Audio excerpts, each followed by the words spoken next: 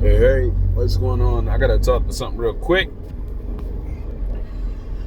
Hey, all right. So I want to talk about two things that I'm seeing guys talk about on Facebook, on social media. I want to address it very quickly from this stance. And if you think you can argue this stance, I want you to take it to Jesus, take it to the Lord, who you say you believe in, and see if his word lines up with you and your ideology. So if you devalue a human being, that human being, it is impossible for that human being to be saved. I got a few preachers, some young, some older, who have been in my inbox. The problem with these women, and these women, they are no good. I'm like, you ain't never gonna find one. I said young and old. That ain't no lie. It ain't just preachers, it's other folk. It's like, look, was in a discussion because the same things that are being said about some women, I'm gonna say that again, some women, is being said about young people in cities, urban areas, if you will, that are doing things that are destructive to their own lives. Man, the problem with these women is, let me change the statement. The problem with these young people is,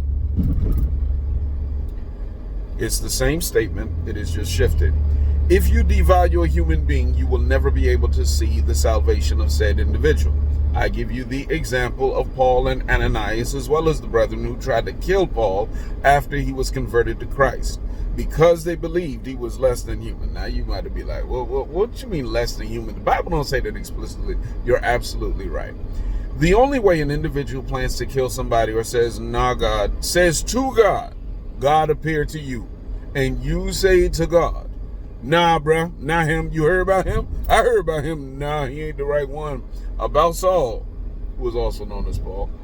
About that person, what you've done is that, God, you can save anybody, but that human over there, I don't know if they no, not them. Because let's be real, we do that all the time. You got a lot of people talking about the problem with these women is, and these women's, they are wretched creatures, and they go into all of that. The problem is they're not human to you anymore. They are devalued in who they are, and because they are devalued in your mind, they can't be saved. I can just imagine, and many of you might not have picked up on this. I want to put it on, throw another shrimp on your barbie. I was watching Tropic Thunder. Anyway,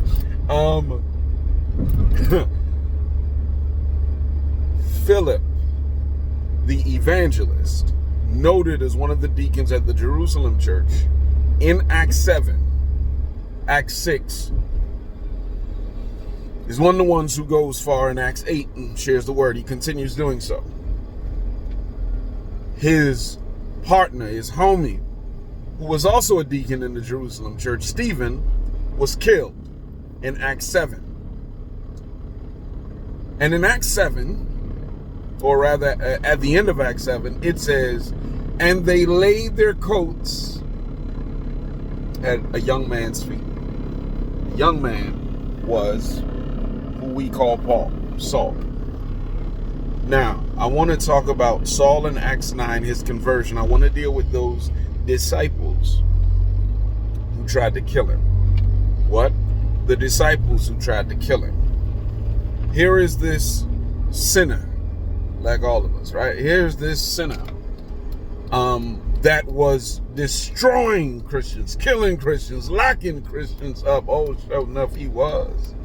These individuals, this evil man, this evil person couldn't do no good when Jesus says, I'm a change him. And then Jesus changes him. The response from Ananias is, I don't know about him.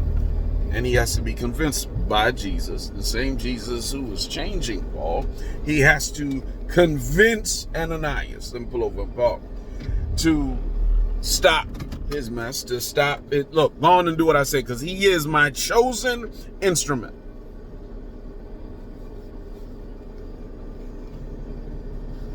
That's what Ananias says. He already is converted, Paul, after this incident. But later in Acts chapter 9, you find that there's a group of Christians planning to kill Paul. So they have to lower him out of a wall at night when ain't nobody, because they were planning on killing him. Now, I want to talk about Philip, the evangelist. Philip, the former deacon in Jerusalem. That Philip. Because in Acts 21, Saul, or Paul, is sitting in Philip's house, eating a meal with him and his 4 daughters. That's when Agabus comes in. I want you to pause for a moment. Philip knew Stephen. Philip was tight with Stephen. Stephen gets killed, and the people who killed Stephen, stoned him to death, were consenting. It makes it look, when they laid their coats at Paul's feet, what that statement really kind of infers is that Paul was not just consenting to his death, but Paul might have been, yeah, we're going to get this one. He might have been in charge of the whole fiasco. But Philip is now sitting in fellowship with Paul while there were other Christians who tried to kill him. Come on with me, child. Let me break something down. You are fearfully and wonderfully made. That is Psalm 139 and verse 14. That is every human being. Every human being is God's prized possession. Don't miss that. Don't forget that. Don't lose that. Don't miss that. Every human being is God's prized possession. But sometimes, because some of God's prized possession sin in such a way, some people in the church tend to look at them like they wicked. There are some brothers out here who are sitting there saying, well, these women folk. So you don't believe God can save them? Go on and keep proving. Go on and keep preaching by your actions and your statements that you don't believe God can save everybody. Oh, these young people, they just killing each other. They are worthless. No. Go ahead and keep talking that you really believe God can't save everybody. Go on, run with it. Run with it. And then come back and preach on Sunday. Or teach on Wednesday. Or teach somebody one-on-one. Just because they look like you, act like you, seem like you, doesn't mean that they are without sin. And let's be honest, there are folk who have sinned, folk who are in sin, some of us that are in sin, but we believe God can fix us. Can't fix them bastard women, though. Can't fix them bastard children. And at a certain point, you got to look and say, what am I doing? Believing that what God created is worthless. Because if I believe what God created is worthless, then you can't believe it'll be saved. And without realizing that, you're talking about your mother, your sister, your cousin, your aunt, your children, your cousins, your brothers, your sisters. You! Have we not? Sometimes we've been talking out the wrong side of our mouth and not realizing. Look, if God can save anybody, he can save everybody. And if God can save a murderer, so much so that said murderer turns to God,